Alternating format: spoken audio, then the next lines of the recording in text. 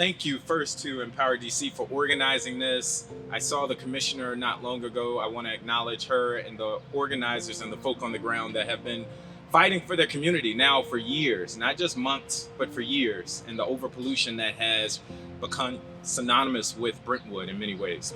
This Earth Day is a reminder that we have an opportunity to make DC a leader in the fight for clean air, good jobs, as well as safer neighborhoods. And we can do all of that at the same time.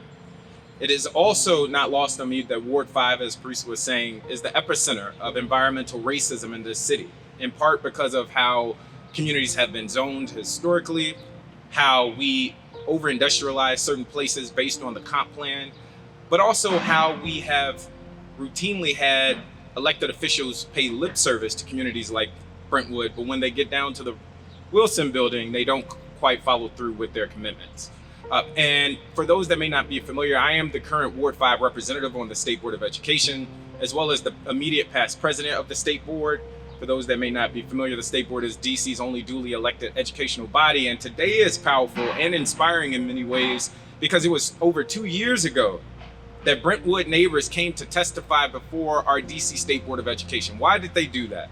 Because repeatedly they have reached out to their council member, our council member, they had reached out to our at-large council members, our chairman, and did not get a response back. And so as a last resort, they came to a State Board of Education meeting, pleading for someone to pay attention to them.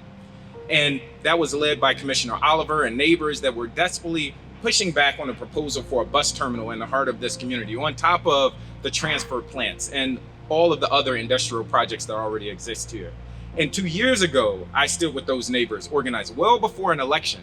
And that is what we need in our elected officials, not just people that are going to pay lip service, but that are going to show up, especially when it is needed most. And so thank you, Empower DC, for organizing this. I hope everyone, candidates from across the city, but also neighbors, stay close to this community because the fight is continuing on. And as we see around us, the fight is necessary. So again, I am Zachary Parker. I am a candidate for DC Council in Ward 5. I am your current Ward 5 representative, and I hope to be the next Ward 5 council member. Thank you.